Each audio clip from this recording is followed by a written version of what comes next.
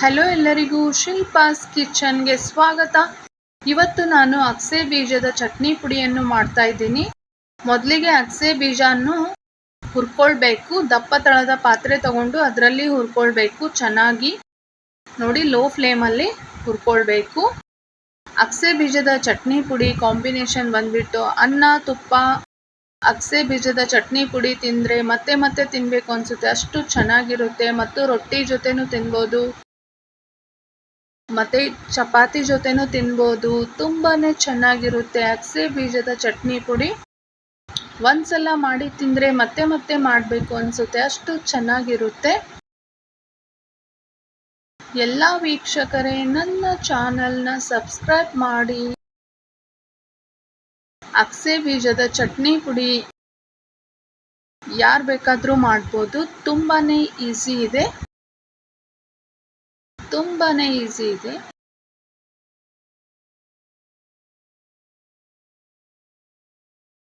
ನೀವು ಮನೆಯಲ್ಲಿ ಮಾಡಿ ತಿನ್ನಿ, ಹೇಗಿದೆ ಅಂತ ನನಗೆ ಕಮೆಂಟ್ ಮೂಲಕ ತಿಳಿಸಿ. ತುಂಬಾ ಚೆನ್ನಾಗಿರುತ್ತೆ, ತುಂಬಾ ಚೆನ್ನಾಗಿರುತ್ತೆ. ನೋಡಿ, ಇವಾಗ ನಾನು ಲೋ ಫ್ಲೇಮಲ್ಲಿ ಚೆನ್ನಾಗಿ ಹುರಿತಾ ಇದ್ದೀನಿ. ನೀವು ಇದೇ ಥರನೇ ಹುರ್ಕೊಳ್ಬೇಕು.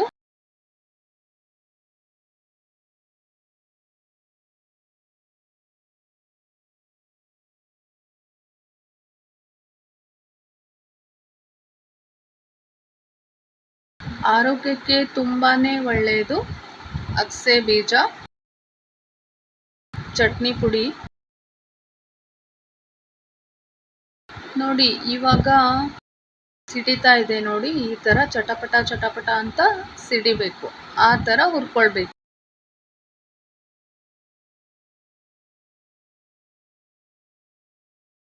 ನೋಡಿ, ಈ ಥರ ಹುರ್ಕೊಳ್ಬೇಕು ಚೆನ್ನಾಗಿ ಲೋ ಫ್ಲೇಮಲ್ಲಿ.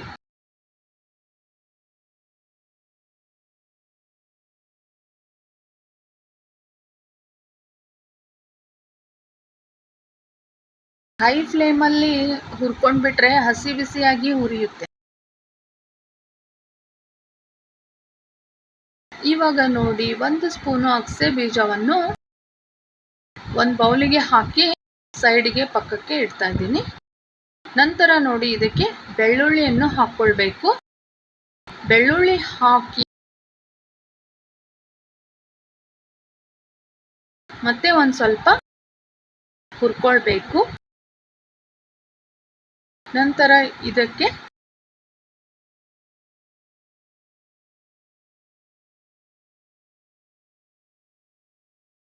ಕರಿಬೇವು ಸೊಪ್ಪನ್ನು ಹಾಕ್ಕೊಳ್ಬೇಕು.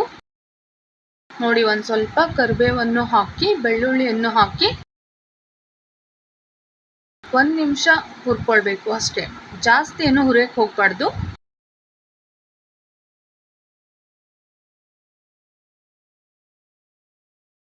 ಒಂದು ಸ್ವಲ್ಪನೇ ಹುರ್ಕೊಳ್ಬೇಕು.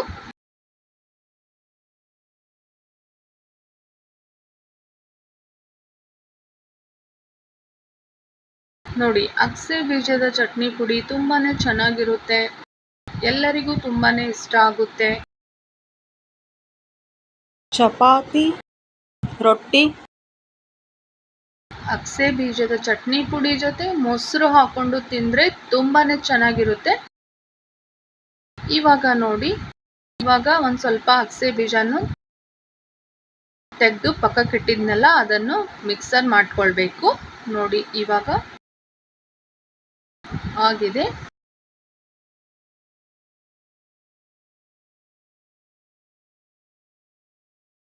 ಒಂದು ಡಬ್ಬದಲ್ಲಿ ಹಾಕಿ ಇಟ್ಕೊಳ್ಳಿ. ಬೆಳಿಗ್ಗೆ ಮಜ್ಜಿಗೆ ಜೊತೆ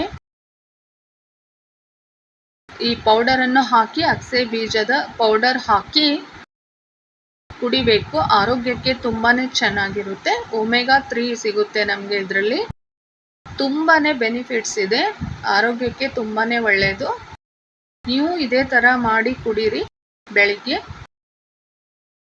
ನೋಡಿ, ಇವಾಗ ಮಜ್ಜಿಗೆಯಲ್ಲಿ ನಾನು 2 ಸ್ಪೂನು ಅಗಸೆ ಬೀಜದ ಪುಡಿಯನ್ನು ಹಾಕಿ ಮಿಕ್ಸ್ ಮಾಡಿ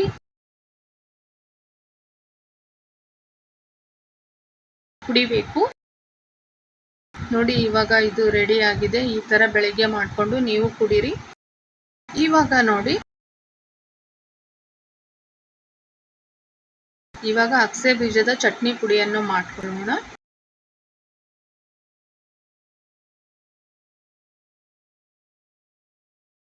ಮಿಕ್ಸಿ ಜಾರಿಗೆ ಹಾಕಿ ಖಾರದ ಪುಡಿಯನ್ನು ಹಾಕ್ಕೊಳ್ಬೇಕು. ನಾನು 2 ಸ್ಪೂನು ಖಾರದ ಪುಡಿಯನ್ನು ಹಾಕಿದ್ದೇನೆ. ನಂತರ ರುಚಿಗೆ ತಕ್ಕಷ್ಟು ಉಪ್ಪನ್ನು ಹಾಕ್ಕೊಳ್ಬೇಕು. ಹಾಕಿ ಚೆನ್ನಾಗಿ ಮಿಕ್ಸರ್ ಮಾಡ್ಕೊಳ್ಬೇಕು. ನೋಡಿ ಇವಾಗ ಆಗಿದೆ. ತುಂಬಾನೇ ಈಸಿ ಇದೆ ಅಗಸೆ ಬೀಜದ ಚಟ್ನಿ ಪುಡಿ ಮಾಡೋದು. ನೋಡಿ ಇವಾಗ ರೆಡಿ ಆಗಿದೆ. ನೀವು ಇದೇ ಥರ ಮಾಡಿ ತಿನ್ನಿ. ಹೇಗಿದೆ ಅಂತ ನನಗೆ ಕಮೆಂಟ್ ಮೂಲಕ ತಿಳಿಸಿ. Thank you all for watching.